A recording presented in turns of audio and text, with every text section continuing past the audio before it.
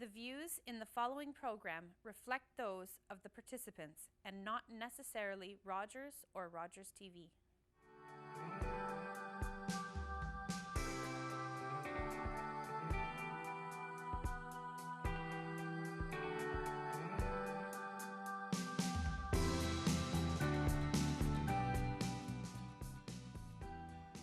Hi everyone, and welcome to Mommy Talk. Today's subject is kittens and puppies and all those fun pets that we have in our homes and where to get them. Today we have on our show the Georgian Triangle Humane Society, and we also have two moms who are here to talk about their families and their pets. So first we have on the show Sonia Reichel. Sonia, can you tell us a little bit about your family and your pets? Absolutely. So it's myself and my husband, and we live here in Collingwood. We've been living here for the last 3 years. We have a 9-year-old German Shepherd and 2 cats. We don't know their ages because we did rescue them and they came without ages at that time, so we're guessing middle age and younger one. Okay. And then we have our first child on the way due in December. Thank you very much. That's wonderful. And so we'll be adding to our family. That's awesome. Yeah. That's great. And we also have Lynn Patterson on the show today. Can you tell us a little bit about your family and your pets? Sure can, Tina. Yeah, in my home, I have my husband, Rob. I am a very fortunate lady in that I have a lovely 21-year-old boy and I have a lovely 19-year-old girl. So I got one of each. So that was lovely. Good. Also in my fur children, I have a lovely... Fur children. I love that phrase. That's awesome. And they are. They feel like my fur children. That's awesome. I've got 3 kitties. One of them is from the GTHS. I was lucky enough to fall in love with one of our kitties at a shelter, and I was lucky enough to bring them home. I have 2 other rescues that we just kind of found on the street that needed homes.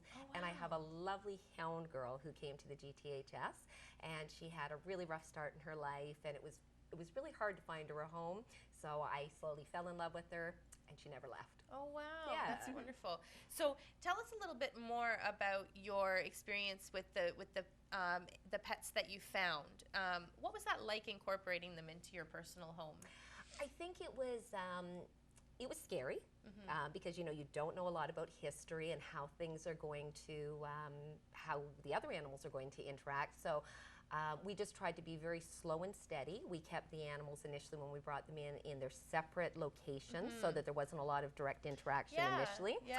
With my dog, she had a high prey drive, so I had to make sure that she wasn't going to hurt anybody or make a mistake. So we implemented some strategies to make sure that that couldn't happen. So we just had to be one step ahead of everybody. Yeah, and that you must feel so good, like being able to take in these animals and give them a home when so rewarding. Yeah, Tina. it's such a rewarding thing, and that's what the Georgian Triangle Humane Society brings to families as well. You got it. And brings to the community is finding these animals, or for whatever reason they come to you and finding them new homes. Can you tell us a little, Sonia, about your up-and-coming baby and how you feel about how your pets are going to react, or what do you think your family dynamic is going to be like at that time? Absolutely, I'd be happy to talk about that. It's something that my husband and I have thought a lot about. Yeah. Just recently, this past weekend, actually, we set up the baby room, and within 2 seconds, both cats were right there by the crib, settling Claiming themselves. their territory. Yeah. Thanks, Mom, for setting this up for us. So we're aware of the needs of, especially our dog. We've been thinking a lot about and making sure that routine is something that's really important to her, so that she has that routine set up with us, and we want to make sure as much as possible when the baby does come that we maintain that routine, because those expectations help to make her feel calm and secure in her environment.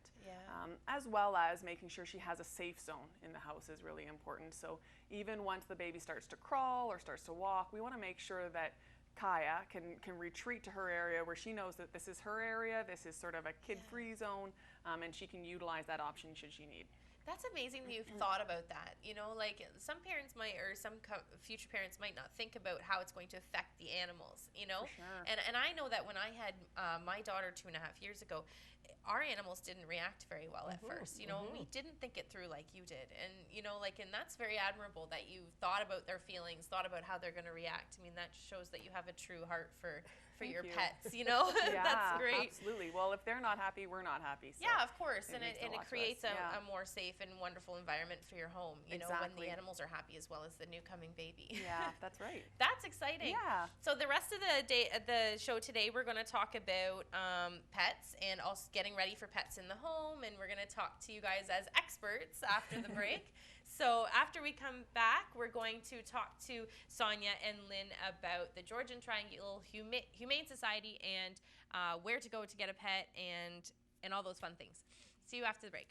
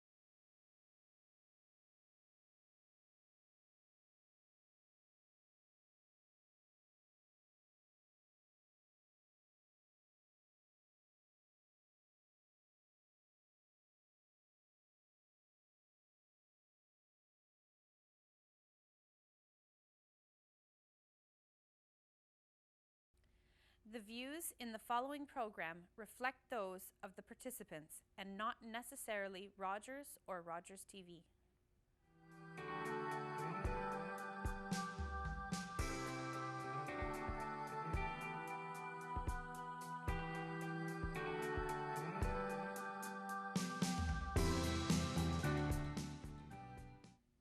Welcome back to Mommy Talk. We have some exciting new visitors on our stage right now. Can you tell us a little bit about these furry little creatures? Sure. Today we have Waldo and Woodstock. They're about 10-week-old kittens that are available for adoption at the Georgian Triangle Humane Society. They arrived at our doorstep about 2.5 weeks ago in a big cage with their siblings. There was 8 of them, and they needed our help. They were found in Wasaga Beach. So we took them in. They had a little bit of a cold at that time, so we got them the medication that they needed. And since then, they've recovered. They're nice and healthy. They've seen a veterinarian. They've been spay-neutered, vaccinated. We've treated them with parasite treatment and given them a microchip. Oh, wow. And so now they're on our website looking for adoption, looking for their forever homes, or they're also at the shelter. And yeah, they're just joining us today. You said there's 8 of them. 8 of them, that's yeah, right. Yeah, and they're all 8 are available currently. That's right. Do they all have this black and white coloring? They do. They have different lengths of hair. One is a beautiful sort of longer haired white one with a little bit of black coloring, but black and white, yep, for sure. That's amazing. So anyone who's interested in picking up a kitty, so then what do they do if they were to see these kitties on the show today and they're like, oh, I just have to have one? Sure. How do they start that process? Like, what do they do to get that process started? Right. We always like to tell people to visit our website. So gths.ca is the best place to start, because on that website you're going to see a profile of all of our animals, a picture of all of our animals, the adoption fee and what the adoption includes, as well as we talk about our adoption process. Right. The Georgian Triangle Humane Society is open every single day of the week from 12 until 4 o'clock for viewing. Okay. So we encourage everyone to come on down, meet some of our cats that are available for adoption, and if you're considering a dog into your family, after you've done some research on the type of dog that you think would be best for your home, we encourage you to call us or email us and book a meet and greet appointment. Okay. We do one-on-one appointments with our dogs. Okay, so then when someone comes in, like obviously you want to find them a good home and you want to find them a forever home.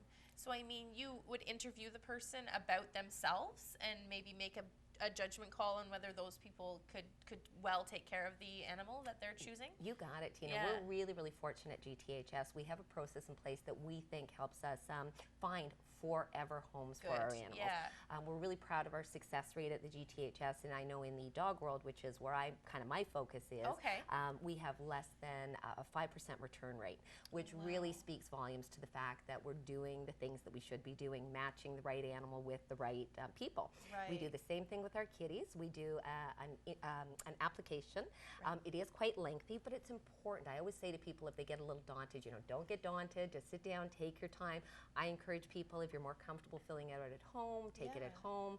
Bring it on back when you think that you're ready, because the answers that they're going to provide us with are really going to help us know what's a good fit for their lifestyle and what cat or what dog is the right fit for them. And they may think they know what they want, but then you may read their profile and say, you know what, you're a bit more suited to this. Yeah. Would you ever do that? Always, would you say Amanda, that to somebody? Absolutely, Tina. Yeah, I've had people come in and say, I'd like to see a particular dog, and after chatting with them a little bit, I'm very much going to say to them, you know what, I really don't think that's a good fit because of whatever. Absolutely. Let's take a look at so-and-so over here. Yeah, because like if a dog is an active dog, but you're not really so much maybe an outdoorsy person, that might not be a good fit or something like that, right? So that's so nice that you have some nice people like yourselves looking over these animals and making sure that they're going to be suited to the right home. So then talking about the family, what can they do before they contact you to know that they're ready for a pet?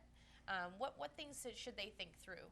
I think the most important thing is to discuss it as a family, to make sure every single member of your family is on board with that decision, and during that discussion talk about what the future holds for you potentially. So thinking about schooling, are some members of the household going to be moving?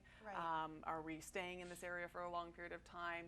What type of house do we have, and what type of pet would that accommodate?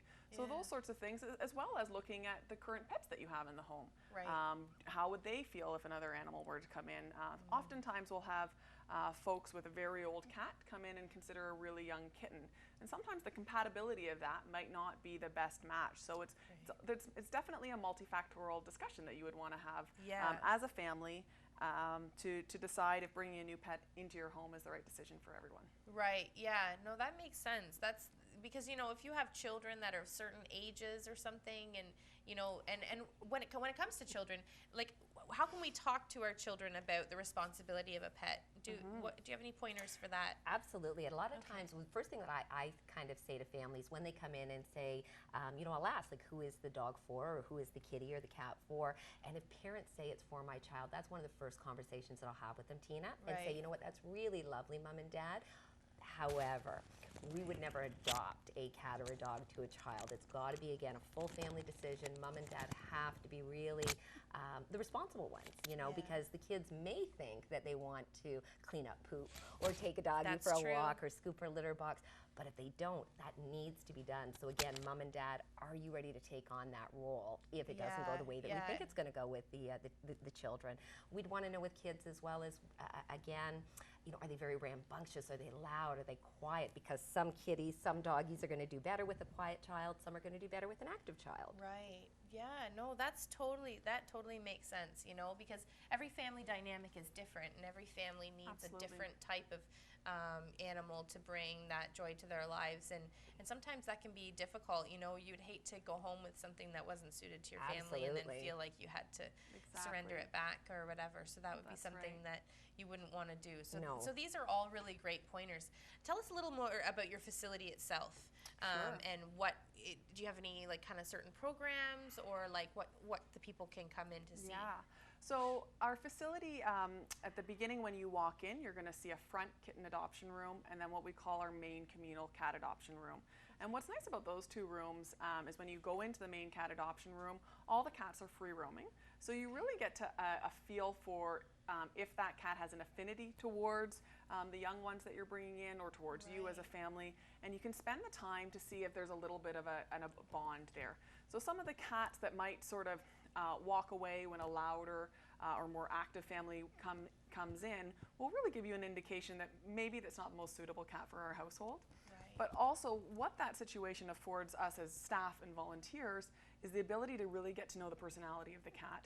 So that if as a family you choose one cat, we're able to say to you, This is the personality and the characteristics that we've observed while the cat is with us. So it gives, because of course, as you said, we want to make sure that it's a good match for the cat and for the family. Right. Also, what you see when you'll walk into the shelter is we have our dog adoption board.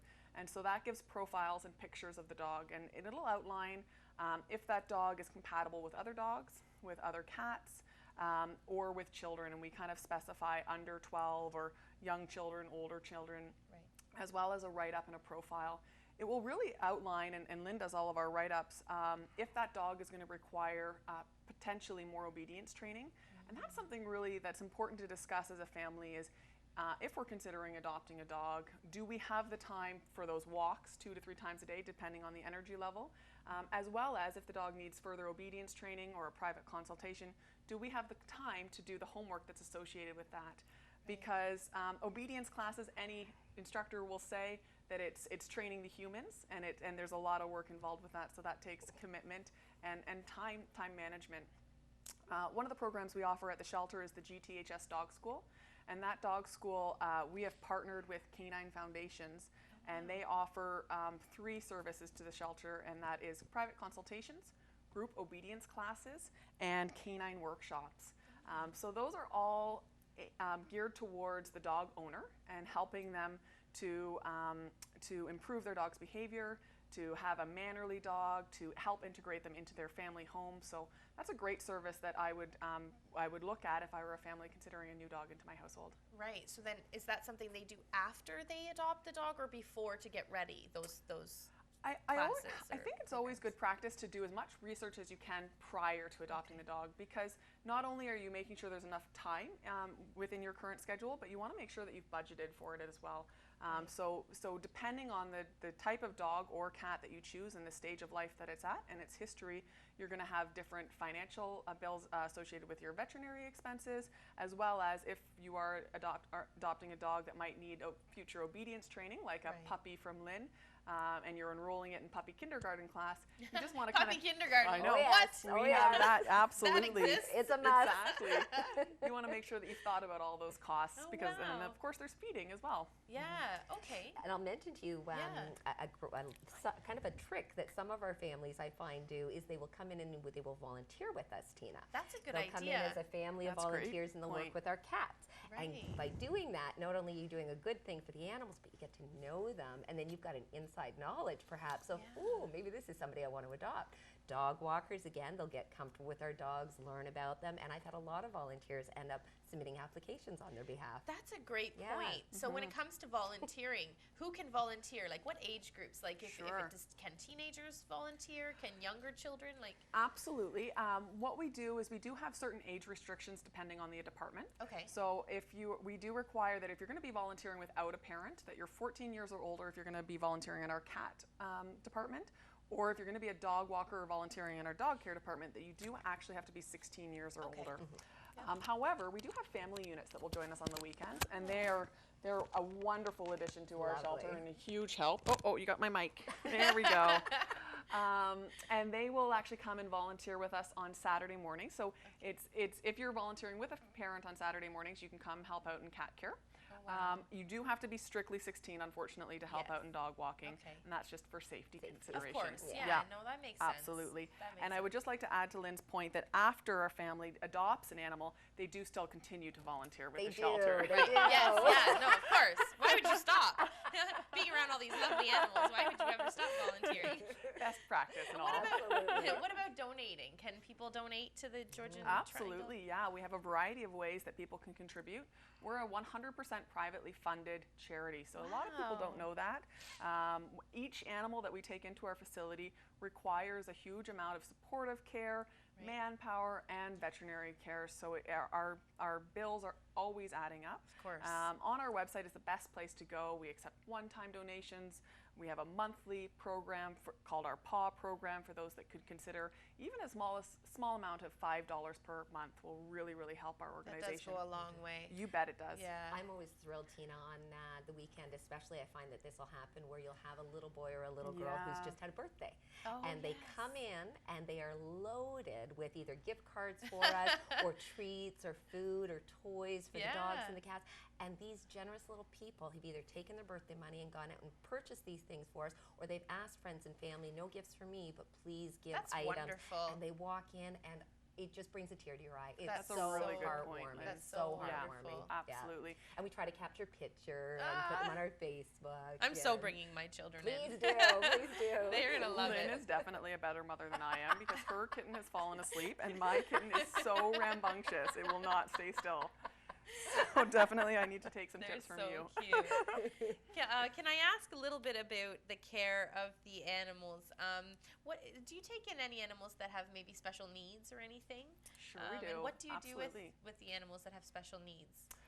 Well, so Lynn could talk about really more our dog department. We recently took in 2 dogs that needed special care, and because of that, we placed one into our Guardian Angels program named Sammy.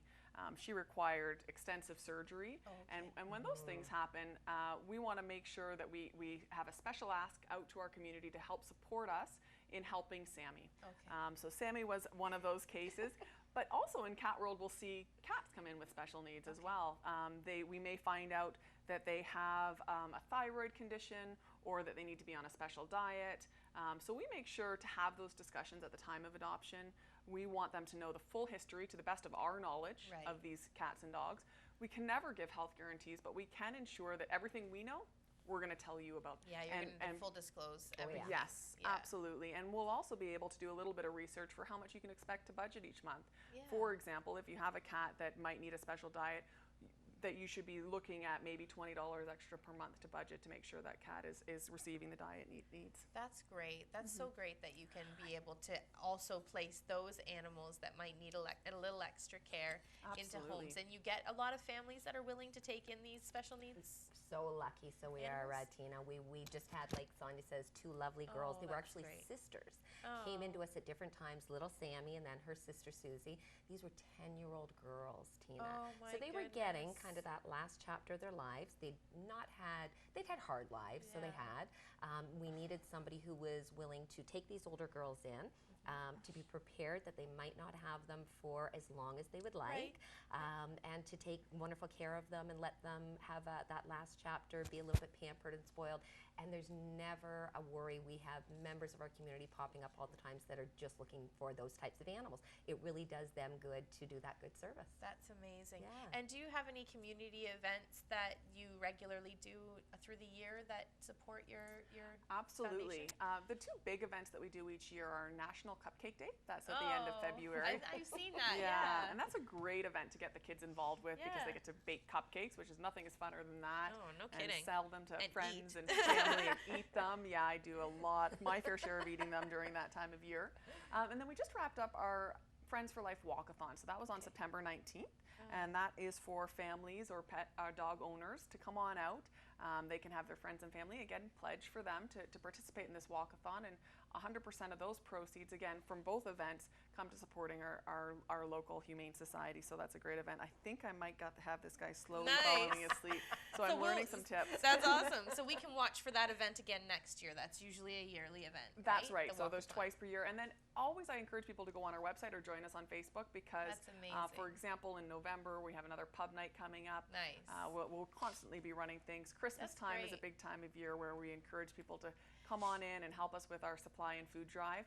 And that drive helps to feed our animals at the shelter for the rest of the year. So it's a big help for us. Thanks so much, guys. We've learned so much today, and there's a place for everyone in the Georgian Triangle Humane Society. There's an animal for everyone. Come on in and check it out. Thank you very much, and I really appreciate you being on the show. Now we're going to go out into the community and find something fun to do.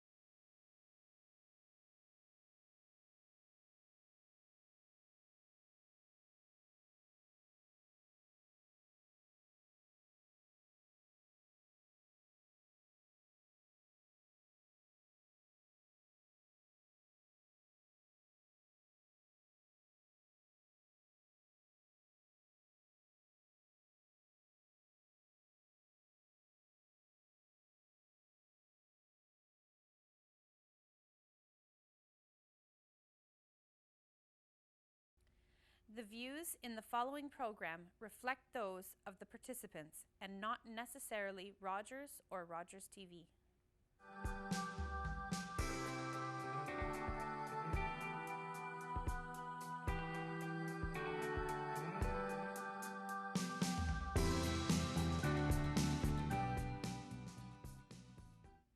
Welcome back to Mommy Talk.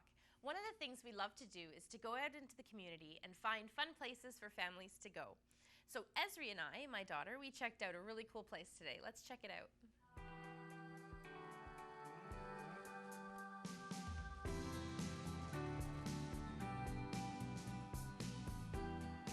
Hi everyone, we are here at Georgian Bowl with Lee. Lee, can you tell us a little bit about what you offer to families? We offer 5-pin bowling. We have 12 lanes of 5-pin bowling, and each lane has bumpers for the little kids. And we also have ramps, like Esri is using. And we offer birthday parties. We have glow in the dark with lots of music and flashing lights. I have 2 youth programs available here. One is Saturday mornings. That is starting at age 3. And lots of instruction, and they get a free ball with that program. And I also have a competitive program that is on Wednesday evenings. That is also from ages 3 to 19, and they earn badges, they get a shirt, they go into tournaments, and there's also a national competition as well as provincial and in-house, lots of fun. Wow, that's awesome. So every age group has something available to them, something they can get involved in, and they can come out, have a good time with their friends. And then what about casually, like if someone has a birthday party, like what do they do to book that? Well, they can call us. That's probably the best. You can go online to our website, georgianbowl.com. Okay. And they can click a link, and I'll get back to them as soon as possible. And there's packages and stuff with food and everything? Yes, we have 4 different packages. Oh, nice. Birthday party traditionally takes 2 hours from beginning to end. Oh, great. They get loot bags and invitations and everything included. Wow. All you have to do is bring the kids and the cake. Oh, that's amazing. Thanks so much, Lee. This place is such a great place, and I know that we've been here lots of times, and we really enjoy your services. And so thanks so much, and we'll be back next time. And Esri's having a great time. She's throwing some balls down there, getting some pins down. Thanks so much. Really appreciate it. Thank you.